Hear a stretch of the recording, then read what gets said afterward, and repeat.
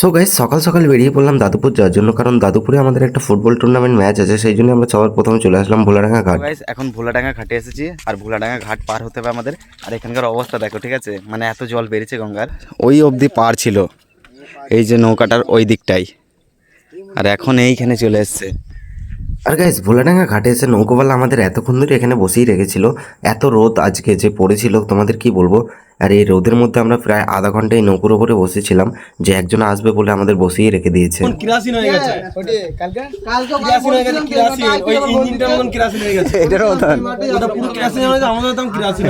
So guys অনেকক্ষণ wait করার পর ফাইনালি এখন নৌকোটা এখান থেকে ছাড়া হচ্ছে।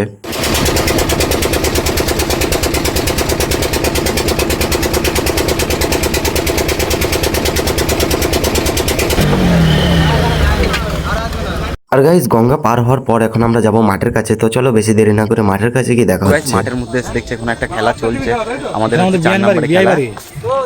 এই যে সো গাইস এখন একটা খেলা চলছে, এরপরে আমাদের খেলা হয়েছে, আমাদের টিম এখন রেডি হচ্ছে। আর 3 নম্বর খেলাটা হয়ে যাওয়ার পর তারপরে আমাদের 4 নম্বরের খেলা ছিল। তো এখন আমাদের প্লেয়ার মাঠের মধ্যে প্রবেশ করছে, আর কিছুক্ষণের ভিতরে আমাদের খেলা চালু হবে। আর গাইস কিছুক্ষণের ভিতরে আমাদের খেলাটা চালু হয়ে যায়, আর এই খেলাটা খুব সুন্দর হচ্ছিল। তো আমরা মধ্যে একটা গোল খেয়ে যাই, তারপরেও আমরা অপর টিমকে একটা গোল দিয়ে গোলটা শোধ করে দিই। আর তারপরে কিছুক্ষণ পর খেলাটা শেষ হয়ে যায়, আর এই খেলাটা যায় প্ল্যান্টিকে। আর প্ল্যান্টিকে নিয়ে গিয়ে এই ম্যাচটাকে আমরা জিতে যাই। আর এই খেলাটার পর আরেকটা খেলা আছে, তারপরেই হচ্ছে আমাদের খেলা। খেলাটা হয়ে যাওয়ার পর তারপরে আমাদের প্লেয়ার আবার মাঠে নেমে পড়ে 2 নম্বর খেলা। আর দাদুপুরে এই খেলাটা ছিল 2 দিনের 16 টিমের খেলা। তো এই খেলাটা হয়ে যাওয়ার পর তারপরে আমাদের টিম আবার মাঠের মধ্যে নেমে পড়ে, আর তারপরে কিছুক্ষণ পর ম্যাচটা চালু হয়ে যায়। আর এই ম্যাচটা জিততে পারলে আমরা তারপরে ম্যাচ খেলতাম সেকেন্ড ফাইনাল। আর অপর টিম আমাদের 3টে গোল দেয়, আর আমরা অপর টিমকে 2টো গোল দিই। তো এই ম্যাচটা আমরা হেরে যাই। আজকের ভিডিওটা কেমন হয়েছিল কমেন্ট করে জানাবে, আর সাবস্ক্রাইব করতে একদম ভুলবে না। চলো দেখা হচ্ছে কোনো নতুন ভিডিওতে।